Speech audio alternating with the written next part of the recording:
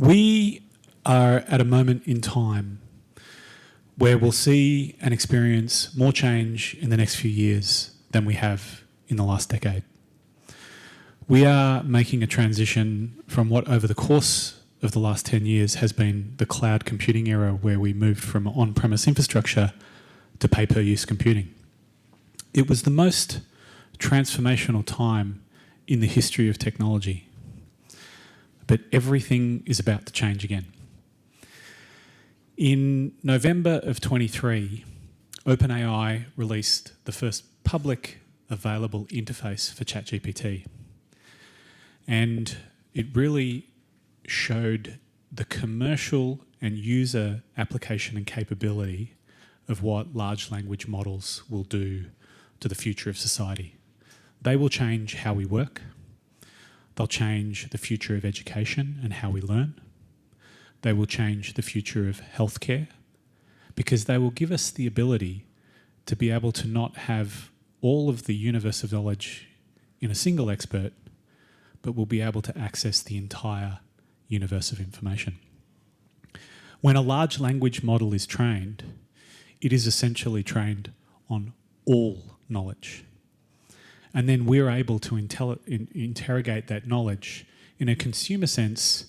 If you're today using a large language model and you interact with it, the simple applications to see the power of it is, as you might think, well, my kids can cheat on their homework. And I'm on the board of 3 universities, and one of the most debated topics in education is, if knowledge is universally available, what is it that we are teaching, and how will we test people's ability to be able to apply that knowledge? The example I like to use about the change that we're going through is what it was like for me 35 years ago when I was studying maths in high school. And the single most important question in a Maths A exam was, would I be allowed to take a scientific calculator into the exam? Would the use of a scientific calculator constitute cheating?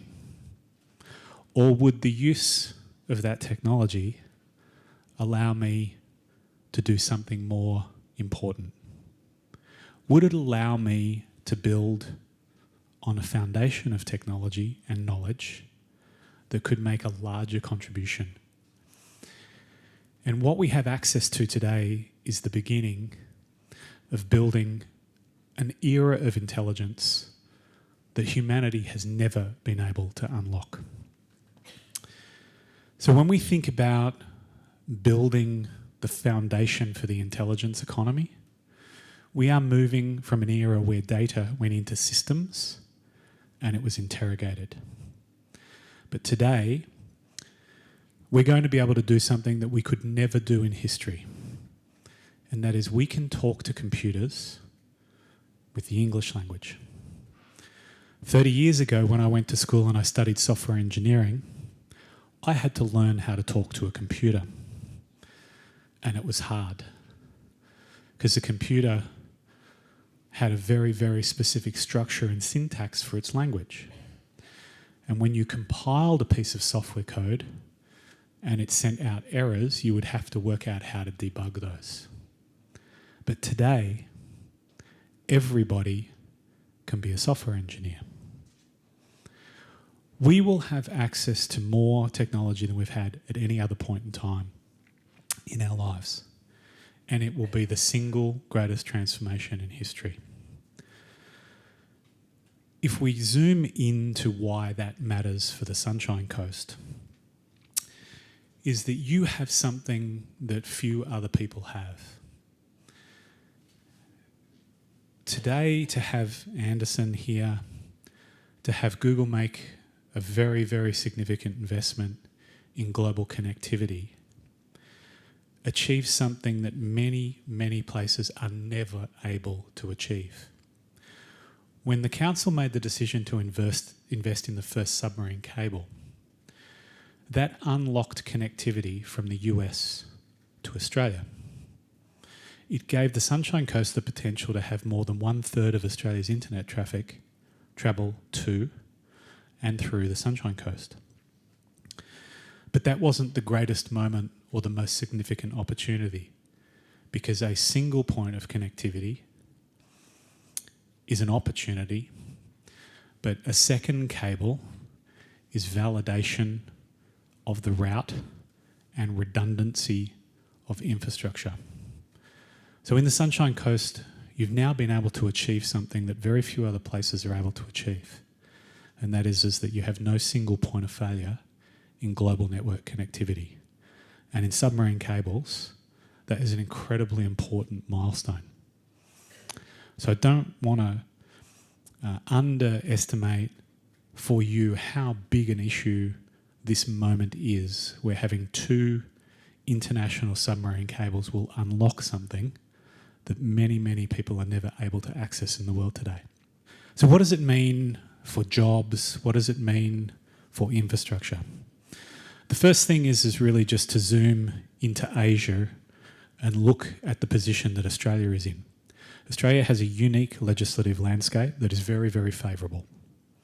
We have a secure sovereign nation that has a very predictable and safe regulatory environment. We also have Five Eyes nation status, which gives us a preferred security position in the global landscape. I recently had the opportunity to meet with Arthur Sinodinos, who before Kevin Rudd was the ambassador for Australia to the United States. And he shared a phrase with me that I think really elegantly describes the position that we are in today.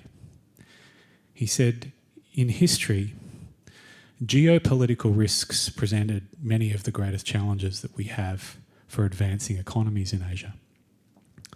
But one of the greatest geopolitical risks today is the United States itself. And it puts Australia in such a unique position as a sovereign nation, as a trusted nation, and somewhere that has ample land, power, water, a talented workforce, and the infrastructure that it needs: roads, rail, port, submarine cables, metro fibre, all of the elements that we need to build a skilled economy. And if you combine that, obviously, in an increasingly challenging geopolitical landscape, means that Australia is becoming a very, very attractive place to do business globally.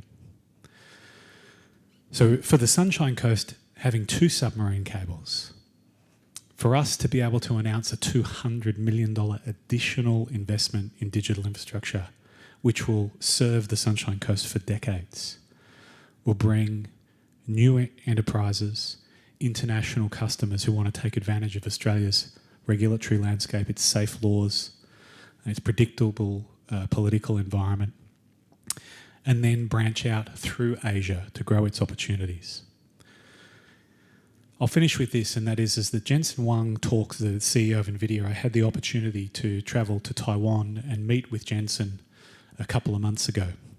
And NVIDIA is now the most valuable company in the world with more than a $4 trillion market cap.